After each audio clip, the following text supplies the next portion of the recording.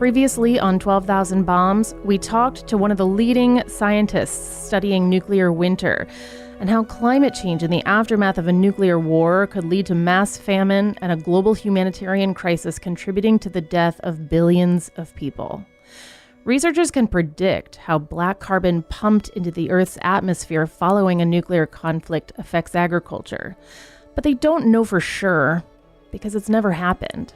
Lily Shaw's landmark paper also doesn't account for the impact of radiation fallout on food production and health. And that part we actually know. In 1986, an explosion at the Chernobyl nuclear power plant in northern Ukraine remains the worst nuclear disaster in history. The World Health Organization has predicted that radiation exposure from Chernobyl led to 5,000 people getting cancer. 20% of those cases were thyroid cancer.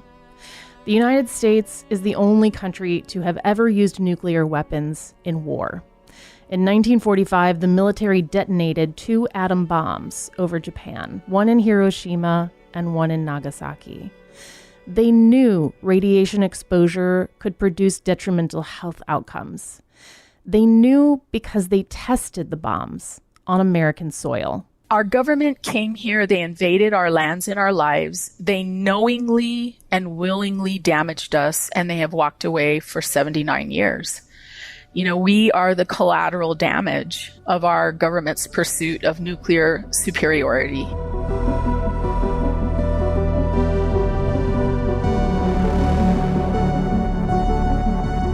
I'm Lauren Warnecke. In 1990, Congress passed the Radiation Exposure Compensation Act, or RECA. It provided one-time payments to Americans who contracted cancer due to radiation exposure. Until 2022, New Mexicans were not eligible for RECA, including the so-called downwinders, who for generations have endured high rates of cancer due to close proximity to the Los Alamos laboratory and the Trinity test site. That's where a team of scientists led by J. Robert Oppenheimer developed the atom bomb. All America's industrial might and scientific innovation connected here. A secret laboratory. Keep everyone there until it's done. Why would we go to the middle of nowhere for who knows how long? Why? Why? How about because this is the most important thing that ever happened in the history of the world? World War II would be over. Our boys would come home. New Mexico is a beautiful state. We have amazing resources here. And all of it was basically destroyed when they moved the new nuclear industrial complex here, simply because Oppenheimer was a sickly young man. Tina Cordova is a lifelong resident of New Mexico and grew up in Tularosa. It's a town 45 miles from the Trinity test site. His parents were incredibly wealthy. They lived, the high life in New York City, and he was sent here to convalesce with a Mexican-American family in northern New Mexico, where he learned how to ride horseback, fish, and hunt, fell in love with this incredible place, and then decided, in his own words, as he has said, to join the two loves of his life, physics and New Mexico, and establish the Manhattan Project here. And we have been the beneficiaries of his love for New Mexico, which has meant a legacy of harm. In 2005, Tina co-founded the Tularosa Basin Downwinders Consortium, an organization that gathers data and lobbies for RECA legislation. And at age 39, she was diagnosed with thyroid cancer.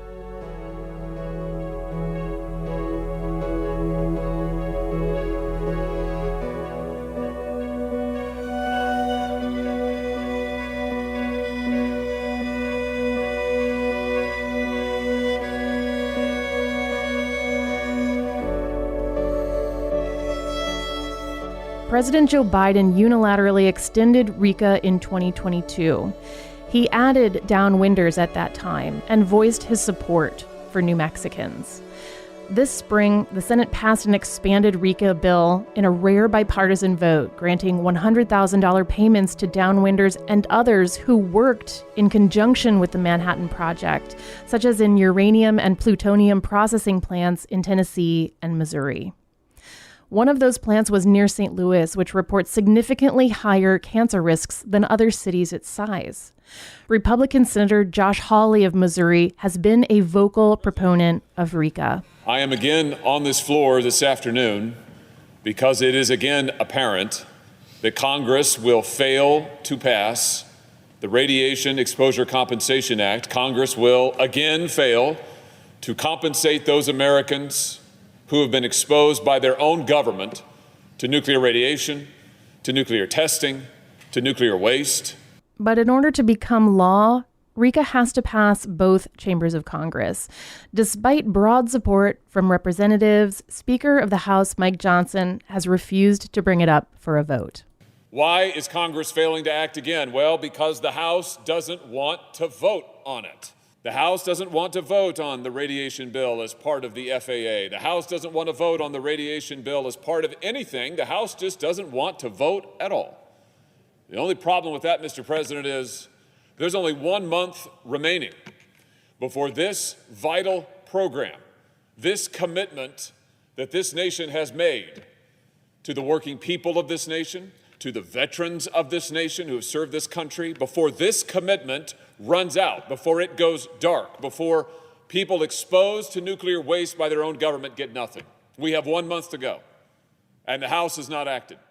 And so I am here again. My name is Matt Caplan. I'm a professor of physics at Illinois State University, and there are 12,000 nuclear weapons on Earth. Matt is my partner and co-host on this project.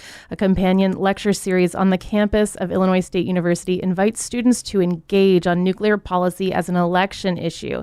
He joins me on this episode in a conversation with Tina Cordova. It's very easy to think of this time period as being confined to the last century, but the half-lives of these radioactive nuclei that are produced from fission and produced in bulk in nuclear weapons testing, it's still around, it's still harming people, and it's really everywhere. This stuff spreads out, the wind carries it west. So in 1945, there was the Trinity test, famously depicted in Oppenheimer, and Tina's going to tell us so much about that today. We're in a nuclear arms race right now, and we've never reconciled the mess made when we were in a nuclear arms race before. And the mess that was made is that American citizens were literally bombed by our own government, and the government's never looked back. But we are truly in the middle of a nuclear arms race. At the 2 national nuclear labs that exist in New Mexico, they're ramping up to do testing in Nevada. It's been written about in our local newspapers. You know, they take great pride in the idea and in the fact that they are constructing all the infrastructure to take to Nevada to resume underground nuclear testing. There's no safe way to test nuclear devices. Even underground testing vents radiation. We spend enormous amounts of money on this, and we have huge social problems in this country that we don't address. I mean, here where I live, we have a lot of homelessness that nobody addresses.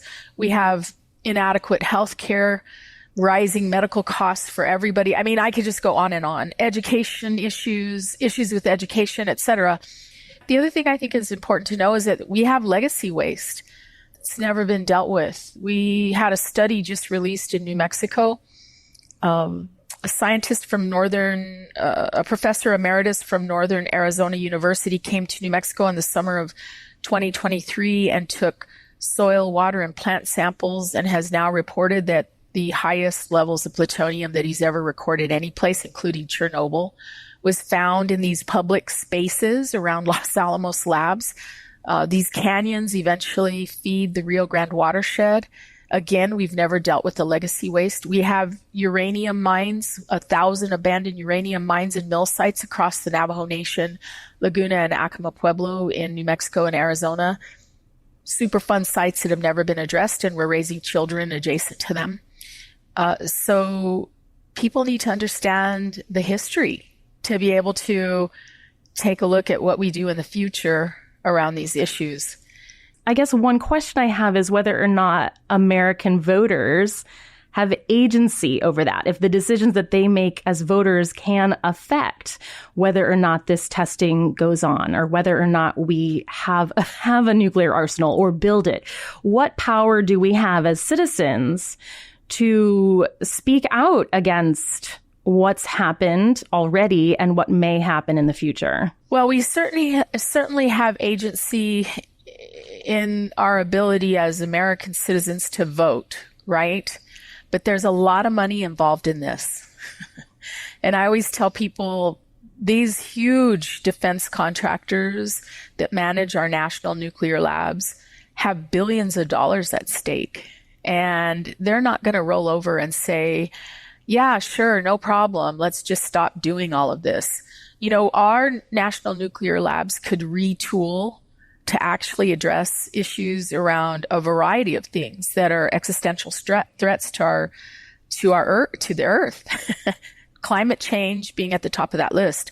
The storage of nuclear waste. We've never addressed that. We don't have a national nuclear lab looking at, you know, alternatives to storing the waste underground or above ground in what are supposed to be casks that are safe. I believe that the money that's involved in all of this influences it greatly. And I wonder oftentimes if, as tax-paying, voting American citizens, we actually do have agency. But what I can tell you is that if we don't start a dialogue, if we don't start making this part of the public awareness, then we absolutely have no agency. It's just like what we have done as downwinders in New Mexico to bring attention to this. It's taken us 19 years. 19 years ago, nobody even wanted to listen to me. I couldn't get a journalist to listen to me and take me serious. Now, I'm interviewed by journalists, I don't know how many times each month. Some new journalist interviews me from all across the world, but it's taken us 19 years to get to this point. So this is a major theme with the nuclear weapons complex, is the money. And when the Radiation Exposure Compensation Act was up for renewal this past summer, the reason given, even though there was bipartisan support for the bill, so it strikes me that lots of congressmen in lots of districts where it has been this history of arms production and uranium milling, for example, these congressmen were in favor of this bill. And that's a part of it, is that all of these different districts somehow contribute to the nuclear weapons complex, but also means they have victims in this legacy of harm. Even despite this bipartisan support, the Speaker of the House killed the bill in the summer, which would renew this, and he cited cost. And so I'm just curious if you take that excuse at face value. It's absolutely obscene to tell us that. They have been glad to relegate the cost of this to us, because we have not only paid with our lives, we've paid with our financial futures. There's the obvious physiological consequences of being overexposed to radiation. It's the manifestation of disease. But there's other consequences. There's psychological, emotional, and financial consequences that nobody ever wants to talk about or address. And our people have been robbed of a secure financial future, because when you spend everything that you have to try to save your life and then you eventually die, what you pass on is not some level of generational wealth that you've spent your life accumulating, as is the norm with most people. What you pass on is medical debt. New Mexico is one of the states carrying some of the highest medical debt in the country. We have about 2 million people living here. We're carrying something like $851 million, $1 billion in medical debt. That's not sustainable. We have horrendous poverty here. I know it's attached to this because we've been collecting health surveys for 17 years, and we ask about the financial effects. And inevitably, everybody talks about the stress of the financial effects. Just this morning, as I was getting ready, I had Good Morning America on, and today is the first day of Breast Cancer Awareness Month. October is Breast Cancer Awareness Month.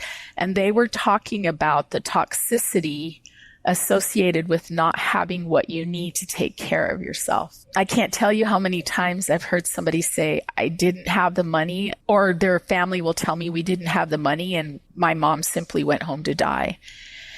We have spent $10 trillion on our nuclear expansion, development, etc., since it's the nuclear program's inception. $10 trillion. RECA has paid out $2.5 billion over 35 years.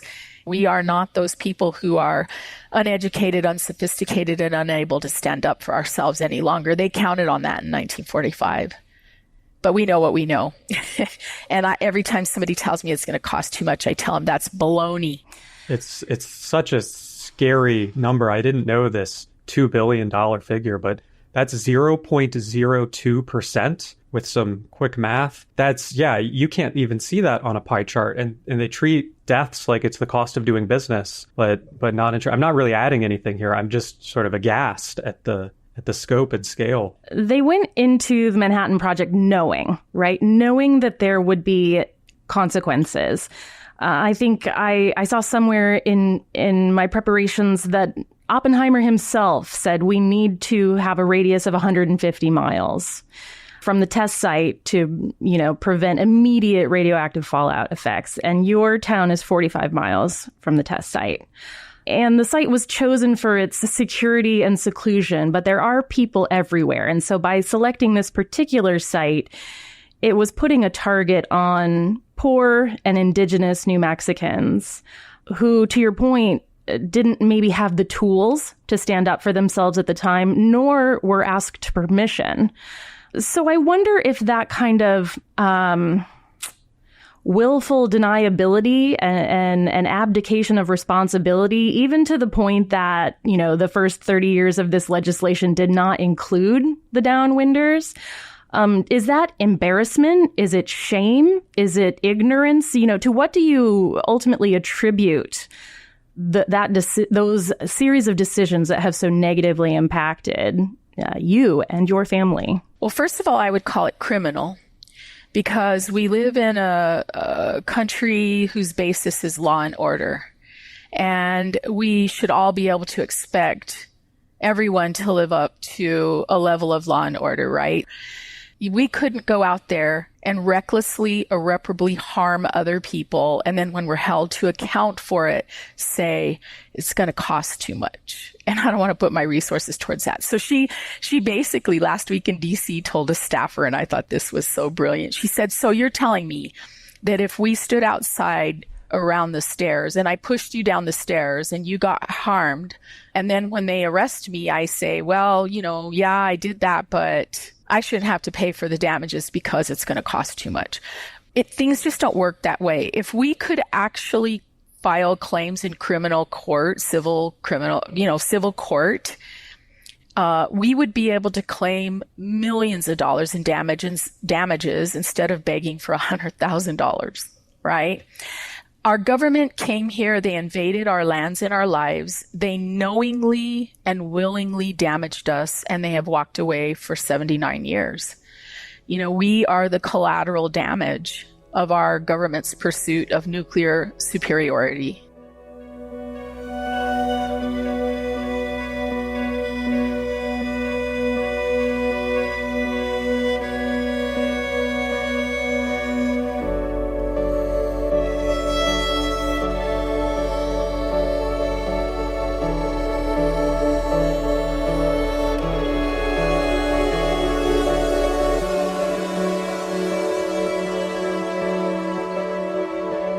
To call it a mistake is to even downplay it. They continue to do the same thing when they move testing to the Pacific. There's islanders that are exposed. And then it becomes this thing in Nevada, at the Nevada test site, with I don't even know how many dozens, hundreds of atmospheric tests happened before the moratoriums and testing bans, and they pushed them underground.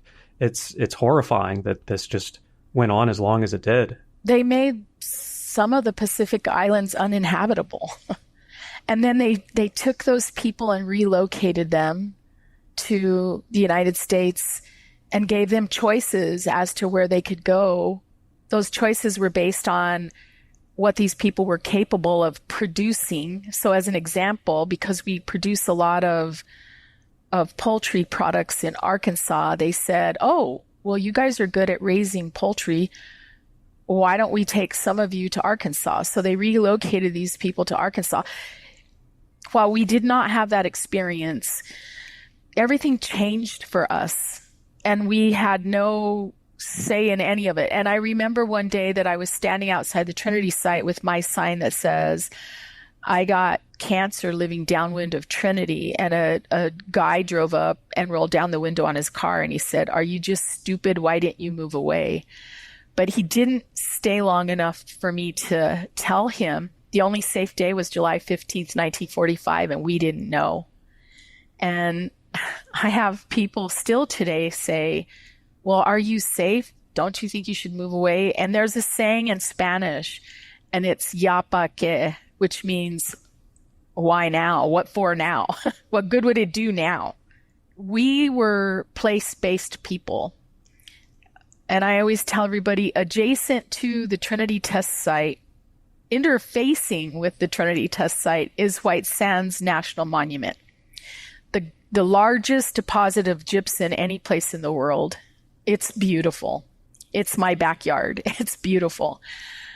Imagine these enormous white sand dunes. If you've never experienced it, it's hard to describe. There they have found the oldest footprints that exist in the world. They're 23,000 years old. So I always tell people we've lived here for hundreds, if not thousands of years, evidenced by the footprints found at White Sands.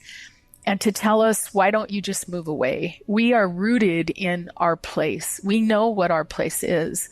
This is our place. I have no intention of leaving.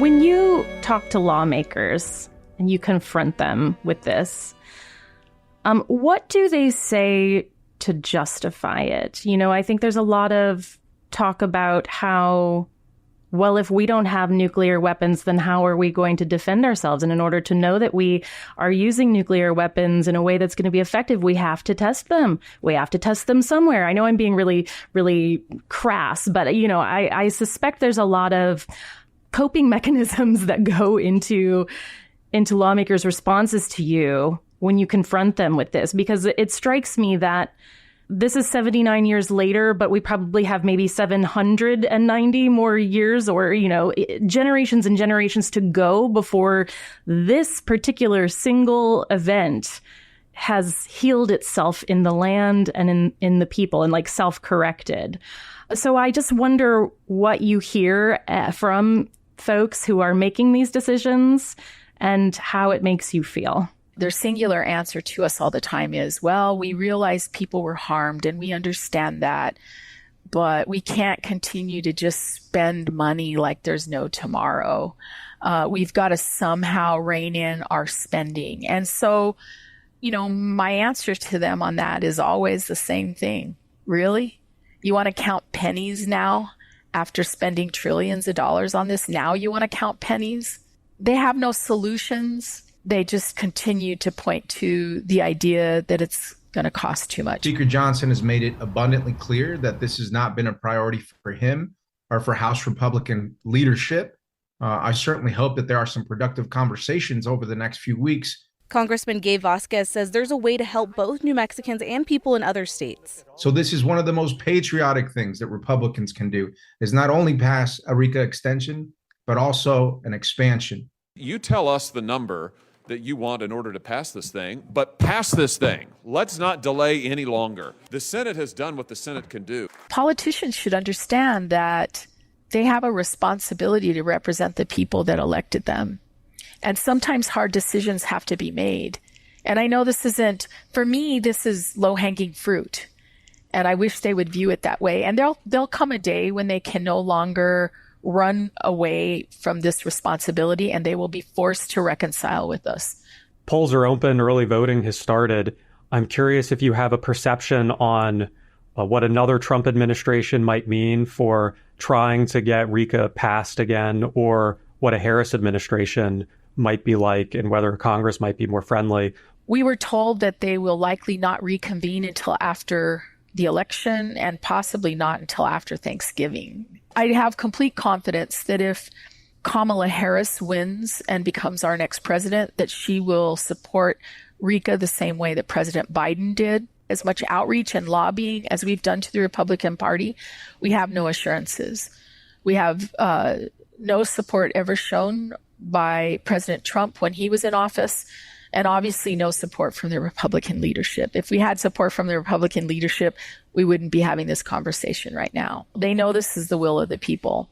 But, you know, Speaker Johnson has a lot of politics to balance. He's got a Freedom Caucus that he's always up against the idea that they might oust him. I guess to maintain his power and control, he has to take a look at that. But I've also done the mapping of that and presented it to his office last week. There's 39 members of the Freedom Caucus, and 16 of them are from affected congressional districts. So even that, if he would just gather these people up and say, look, we've got to do something, and we can use this as a political tool in these elections. We need to pass RICA. It's the right thing to do. It's politically expedient. It's not just the right thing to do. He could gather up the support for this. If I were him, I would. Looking back over 19 years of this advocacy work that you've been doing, and you mentioned that in that time, you went from people not noticing to a lot of people noticing, that now you're getting, weekly, daily requests from journalists and, speaking with lawmakers and things like that. Are you hopeful? Last week, when I spoke to Speaker Johnson's staff, and also when I spoke to other Republican staff members to other Republican House members, this is what I told them at the end.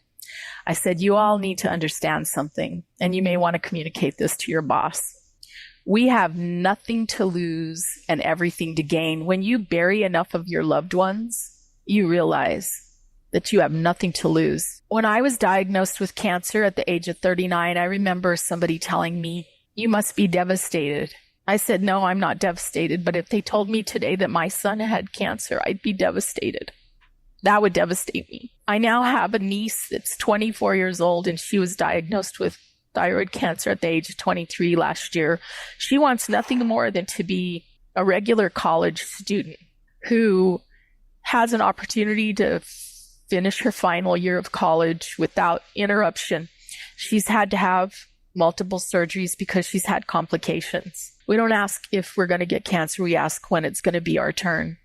And when she recently spoke about this, she said something to the effect of, I think I always knew I would get cancer.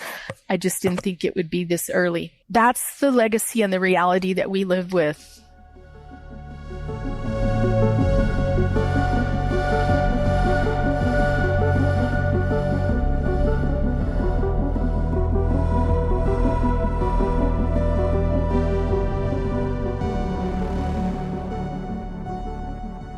It hits different. I'm a nuclear physicist by training, and so I know these facts, and I can give all of these figures and all these numbers about the cancer mechanism and DNA, and 2 million people being harmed world by this fallout. It spreads out, and somehow all of that, it pales in comparison to the lived experience of the victims.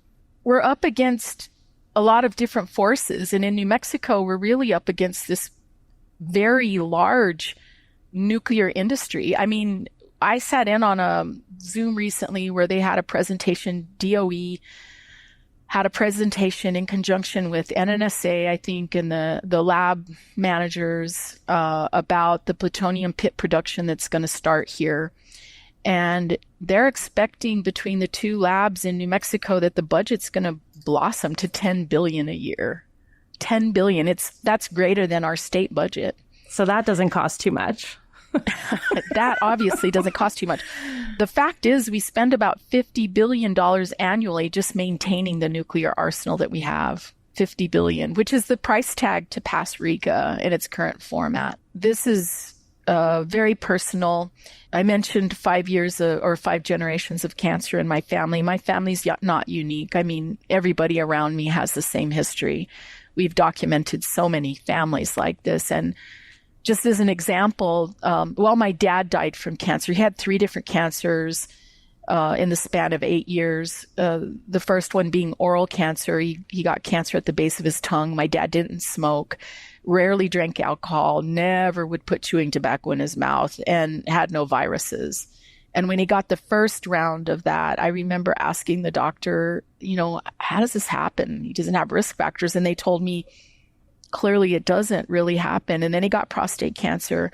Having the kind of cancer that he had to begin with was so traumatizing. I mean, I always tell people I can't adequately describe the kind of suffering that you go through when they have to remove part of your tongue and you're on a feeding tube and you have to learn how to swallow and speak again. I will never forgive our government. My dad was a 4-year-old child living in a community 45 miles away, drinking mass quantities of cow's milk and dipping water out of the cistern.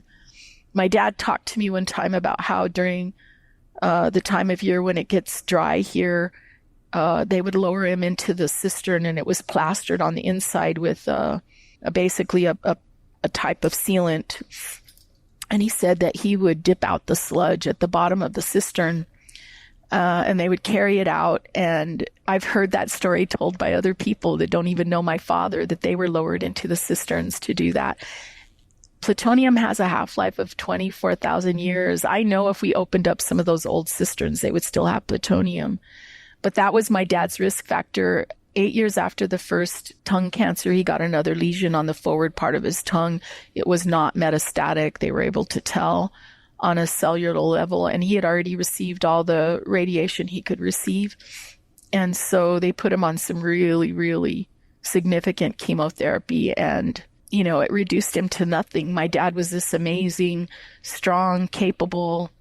I always tell people I would have put my dad up against Oppenheimer in every measure except physics. And maybe even in physics, if my dad would have had an opportunity to go to college, but it reduced my dad to nothing at the end. And he lived on his own will for a very long time because he was on a feeding tube for an extended period of time. I always tell people it's hard to imagine never having just water pass through your mouth because you can't swallow. And just recently, an extended member of my family, I had heard the story. He sent in a health survey to me to document his granddaughter. His 4-year-old granddaughter was diagnosed with eye cancer at the age of 2. And they had to remove her left eye, and now her right eye is at risk. And he wrote about how he couldn't describe how troubling that was for them to wonder every day of her life what her future would be like. And he wrote about how, if not for the people who came together to hold bake sales and garage sales and enchilada suppers to raise the money to take her out of town, they would have never been able to address her very serious cancer. The RICA legislation is looking for compensatory payments to address immediate medical needs, right? To help treat or reimburse people who have paid for their own cancer treatment as a result of this. But what I don't hear is some sort of way to change the inevitability that you talk about. You said it's not if, it's when. How does that narrative change? The truth of the matter is there's no remediation of this. Our government never fully wanted to know or understand what happened here. If they had wanted to know and understand what happened here long ago, 75 years ago, they would have conducted an epidemiological study, or 60 years ago, they would have conducted an epidemiological study to sort through what happened to people. They would have set up a fund then to start addressing people's medical needs. We live in a rural state where most people don't have access to health care, which means you have to travel, which compounds the negative financial effect of all of this. The other thing to mention is that, and lots of people don't know this, but Indian Health Service does not provide cancer treatment, which means if you're a Native American and you can get a diagnosis of cancer out of them, they have to go in search of cancer treatment for you, which can take months, and people die waiting. Right now, the RICA bill that we're trying to get passed would just provide a one-time payment if you met the qualifications and received an approval from the Department of Justice. You would receive a one-time payment of $100,000. You can apply on behalf of a deceased loved one. So as a matter of fact, my mom would be able to apply on behalf of my father. It only extends to people who were born before 1963. So my niece will never be able to apply. It doesn't address basically the changes to our DNA that have taken place. The fact that this is now part of our genetic makeup does not address that, does not go far enough. They stripped out the medical care that we so hope to include. So in 2023, the Senate passed the bill with a vote of about 60 to 39. and the bill included the healthcare coverage and a one-time payment of $150,000. To get that bill to pass this year, they had to strip out the medical care, and they had to reduce the actual reparation to $100,000. It doesn't go far enough. We will be grateful when they pass the bill, but for me, I don't believe the fight will be over, and for lots of people, I don't think the fight will be over. We will continue to press for medical care. It's vitally important. In Guam, on the island of Guam, that would be included in passage of RECA, they don't have cancer treatment. So if you live in Guam and you're diagnosed, you have to come to the mainland or go to Hawaii for cancer treatment. Imagine what that means. I've been told by my counterparts in Guam that people sell what they have to address that need and then never have an opportunity to return because they really don't have anything to return to. That's heartbreaking to me. You know, I always say in the greatest country on earth, we should be able to do so much better. We're not asking for a handout. We're hardworking, tax-paying American citizens that have given everything we have to this. So remediation will never take place. We don't know where to even start. Think about what they just found in the canyons around Los Alamos. Those canyons, when it rains, feeds the Rio Grande watershed. The Rio Grande watershed is what about, I would say, 85% of our state relies on for their water. Albuquerque is south of there. We rely on the Rio Grande watershed. The Rio Grande flows all the way to the Gulf of Mexico. How do you remediate that? How do you even begin to remediate that? The radioactive cloud that was produced by Trinity went somewhere around 60,000 feet into the air, past the atmosphere, penetrating the stratosphere. A radioactive ash fell from the sky for days afterwards. How do you remediate that? I always tell people it's like opening up a sack of flour in a windstorm, because that's that's part of the time when it's very windy here. It's our rainy season. It's what's called the monsoon here. It's when we receive most of our moisture. Imagine throwing up a sack of flour as high as you can during a windstorm and then trying to recover that. There's no remediation of Trinity. What I can say, though, is that everybody should be cognizant of the fact that when they did the testing, the above ground testing across the American West and the Pacific Islands, they produced fallout that went in every direction for thousands of miles. And that as those radioactive clouds traveled across the United States all the way to the Atlantic Ocean, if it rained in your particular town and that cloud was passing over your particular town, you likely had a rain out and had high exposure. And we will never know where that happened. How do you remediate any of this? There is no remediation for us.